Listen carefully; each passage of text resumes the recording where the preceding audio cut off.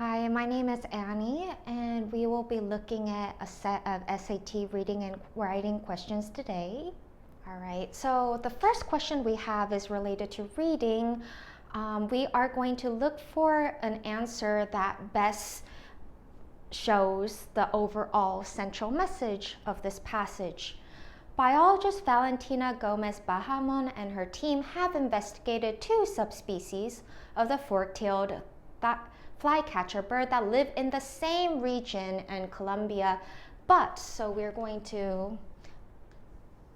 look at this coordinated conjunction that signals that there might be a difference between these two subspecies of birds. One subspecies migrates south for part of the year and the other doesn't. The researchers found that due to slight differences in feather shape, we see the modifier here, the feathers of migratory fork-tailed flycatcher males make a sound during flight that is higher pitched than that made by the feathers of non-migratory males. So we see here a comparison between these two species. The migratory species makes a sound during flight that is higher than those that are non-migratory.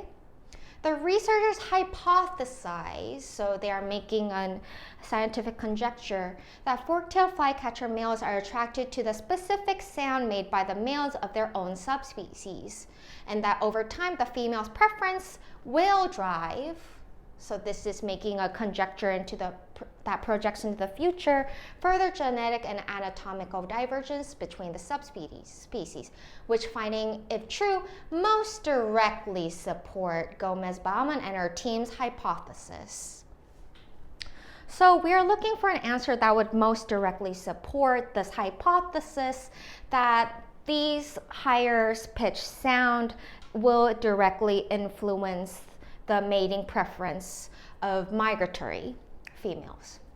The feathers located on the wings of the migratory fork-tailed flycatchers have a narrow shape than those of the non-migratory birds, which allows them to fly long distances. So see here that the conclusion, which allows them to fly long distances, is not related to the hypothesis about the female's mating behavior, so we could rule that out.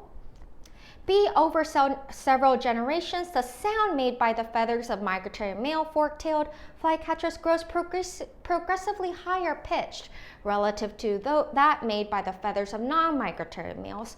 So we already talked about how the hypothesis regarding the female birds being more attracted to higher pitched migratory bird sounds is relevant to B. So this is likely the answer, but let's look at C and D because we are looking at the choice that most directly supports the hypothesis. C, fork-tailed flycatchers communicate different messages to each other depending on their feathers, create high-pitched or low-pitched sounds. So we're not really looking at that part where it communicates different messages, so we will rule that out. This is irrelevant.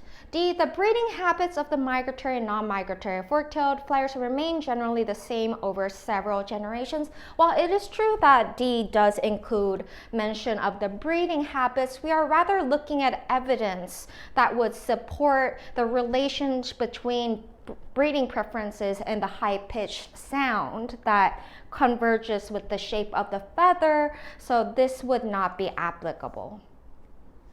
So the answer would be B. Okay, so the following is a writing question. When I approach these kind of questions, I notice that we have 4 bullet points of relevant information. And what I like to do is first look at the question and then annotate the bullet pointed notes to see how we could find the best answer. While researching a topic, a student has taken the following notes. Okay, go straight to the question. The student wants to describe italicized, unwoven light to an audience unfamiliar with Sue Sunny Park. All right, so who is Sue Sunny Park? First, Sue Sunny Park is a Korean-American artist who uses light as her primary medium of expression, so a very general identifying information. She created her work Unwoven Light in 2013. Okay, now we know what Unwoven Light is a work she created in 2013. Now we're going to look at the details. That starts with Unwoven Light featured a chain link fence fitted with iridescent plexiglass tiles. Okay, so basically we are having a description of what unwoven light is like.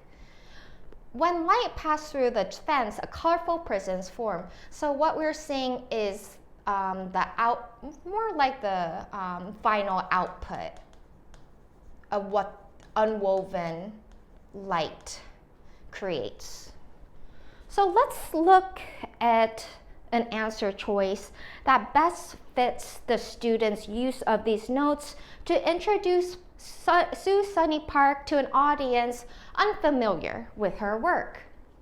Now A, Park's 2013 installation Unwoven Light, which included a chain link fence and iridescent tiles made from plexiglass, featured light as its primary medium of expression. So there's two problems with A. First, it does not show Park's full name, not giving us enough information to identify who this is. Featured light as its primary medium of expression. Actually, this characteristic belongs to Sue Sunny Park herself, rather than it being a specific characteristic that belongs only to unwoven light. So this would be incorrect. B, Korean American light artist Sue Sunny Park created unwoven light in 2013. While it is true that this identifies the artist, we're not really fully exploiting the bullet point notes that should really describe the mechanisms of the work itself. It is too general. C, the chain link fence in Sue Sunny Park's unwoven light was fitted with tiles made from iridescent plexiglass. So this is only really showing the details of unwoven light itself. Instead of introducing who this artist is, it should include information that she's a Korean American artist.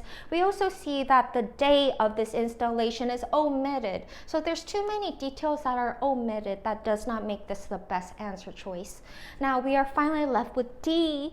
While through process of elimination, it's very tempting to choose D right away, but still we have to have a very solid basis for why this is the best answer.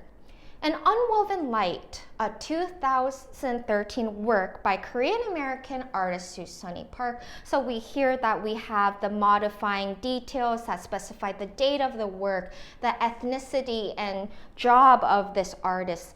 And then finally, we have a full explanation of the workings of this installation. Light formed colorful prisms as it passed through a fence. Park had fitted with iridescent tiles. So D would be the best answer. So these were the SAT reading and writing questions we've looked into so far. I'll see you next time.